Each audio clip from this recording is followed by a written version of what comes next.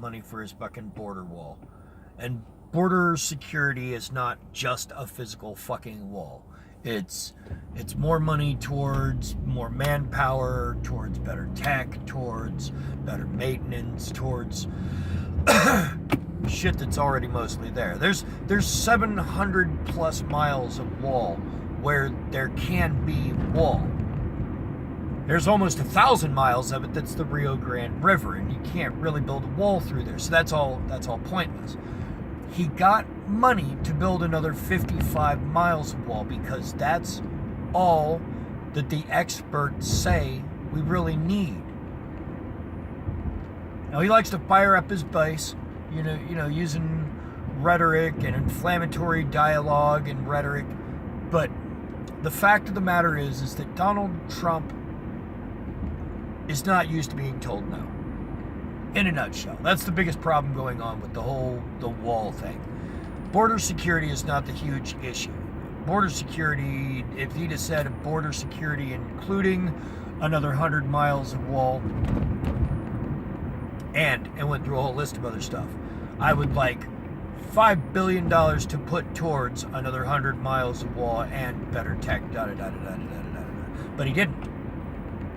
He just keeps going on and on about how he wanted to build a 30-foot high, 10-foot thick, concrete and reinforced fucking steel wall. Give me a fucking break, man. But when what's-his-name was fucking running for president, and he was like, and then we're going to the White House, whoa!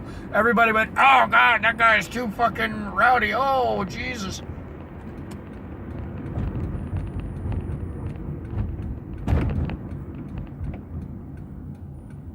Okay, guys, you're slowed down to a near fucking crawl in the fucking turn lane.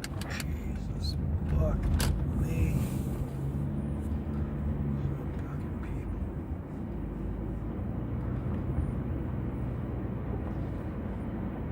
Donald's not used to being told no. He's just not. Never has. CEOs in general aren't. They're spoiled.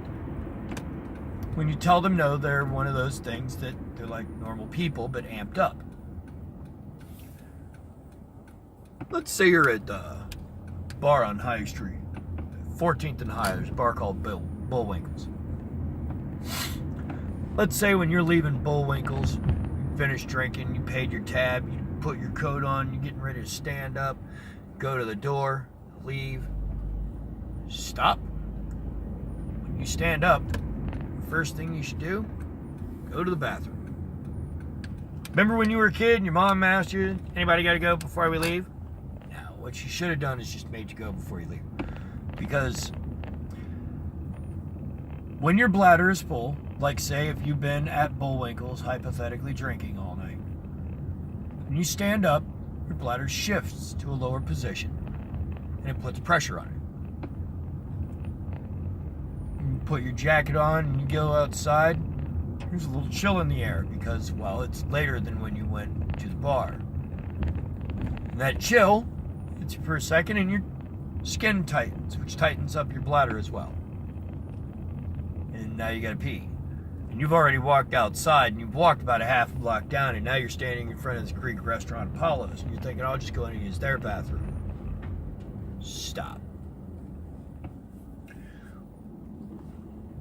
Bullwinkle's had a restaurant, or had a bar. You were there all night drinking.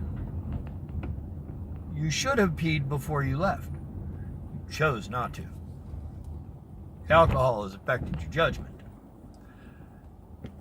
Now, a lot of people will walk outside, walk down the street, see Apollo's, and think, I'll stop in there and pee.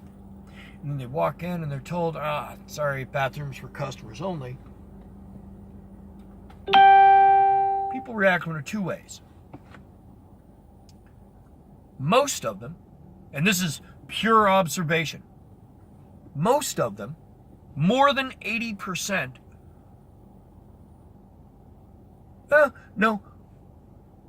most of them being probably about 3/4, about 70%, I'd say, 75%. simply turn and walk out the door.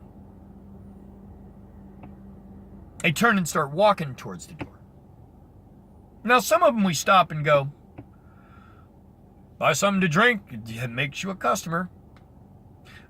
But about a fourth of them, about 1 in 4 people, ask, well, how much is a drink?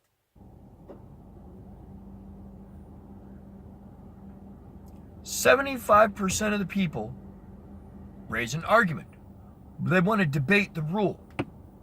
When they're told a rule, the first thing they want to do is see how, as a human, how that rule can be not applied to them." That might be overstating it. Might be. Probably about half. Probably about half. 25% of them just flat out walk right out the door. Once they're told that, they start walking back towards the door. There's a shitload of people. Like, there is a full 25% of the people that come in just for the bathroom that aren't going to buy things, that don't even bother to argue. That when we go, customers only, they just stop and walk right back out the door. They don't want to buy anything. They don't want to be a patron of the business that they're walking into. They just want a place to shit or piss. They didn't think to use the bar. Now, the same thing applies if you walk past Apollo's and you walk into Midway, which is the bar at 13th and High. You walk in there and try to just piss in their bathroom, they're going to tell you the same thing. They don't want you to. You know what you can do? Walk on down to Chipotle or Blaze Pizza or Waffle House. If you're not buying something from a restaurant, you can pretty well assume that no, they don't want you just walking in, using the restroom, and leaving. The guys at Starbucks, not exactly the same thing. They were sitting and using the Wi-Fi, which turns out is a company policy that you're allowed to. Had they just walked in and asked if there was a bathroom and been told, it's for customers only, they could have gone a different direction. If when they walked in and they had asked if they could use the Wi-Fi and they were told no, they couldn't use the Wi-Fi, could have gone a different direction.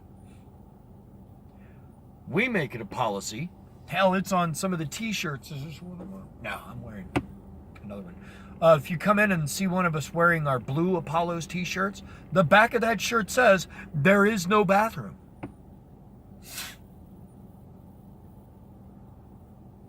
If you're a customer, sure, we got a bathroom for you. But that's the same thing applies to Donald Trump, but on a larger scale, because that's how CEOs are. He is angry because he got stonewalled on a thing he campaigned for. He said, build a wall. And they said they want the wall. Yeah, oh yeah, build that wall. And now when he's backtracking a little bit and says it can be a fence, it can be this, it can be that. Now look, here's what I think it should have been sold as. You need roughly 100 feet more of border fence or wall. More physical barrier, 100 miles.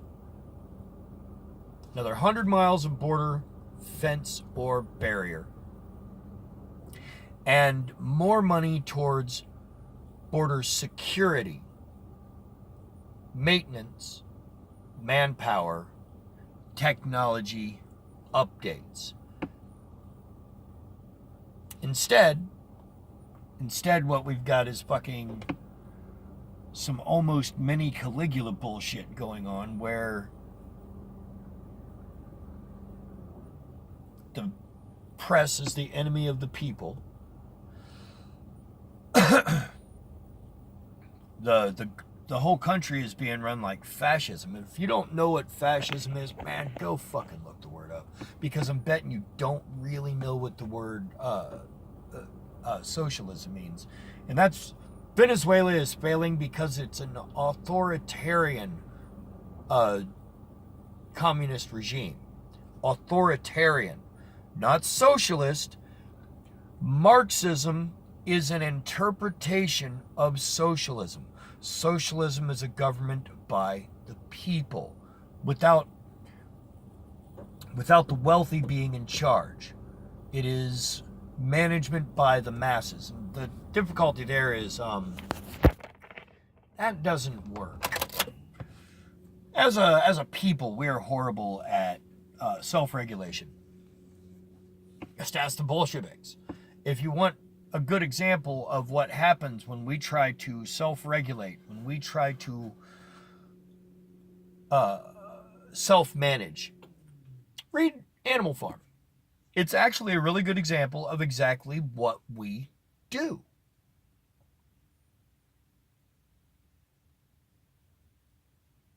The one that sticks in my head of the rules is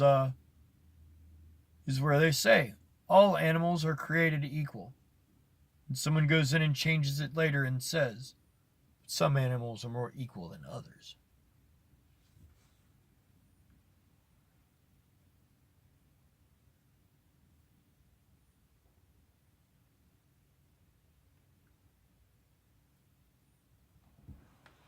That. Oh, wow. Of course, because it's a selfie, it's reversed. But the rules that they painted on the barn were originally, whatever goes upon two legs is an enemy, because the animals overthrew the farm. The second rule was, whatever goes upon four legs or has wings is a friend, which they defined as four legs good, two legs bad, which was later changed to four legs good, two legs better. They eliminated the rule entirely later on that they started with. You know what? Let's start with the rules they had originally. Whatever goes upon two legs is an enemy. Whatever goes upon four legs or has wings is a friend. No animal shall wear clothes. No animal shall sleep in a bed. No animal shall drink alcohol. No animal shall kill any other animal. All animals are created equal. The rules became, they just got rid of that first rule. Whatever goes upon two legs is an enemy, and whatever goes upon four legs or has wings is a friend. And they just changed it to four legs good, two legs bad. Which they eliminated later to just say four legs good, two legs better. No animal shall sleep in a bed without sheets, by adding that little bit on at the end. And the problem is the animals weren't very good at reading and didn't have the greatest vision, so they couldn't tell that the rules were being slightly altered along the way. And instead of no animal shall drink to excess, they added no animal shall drink alcohol. They added to excess. No animal shall drink alcohol to excess. No, but we're not drinking it to excess. And no animal shall kill any other animal. They added without cause. Because they did start killing each other for power and control.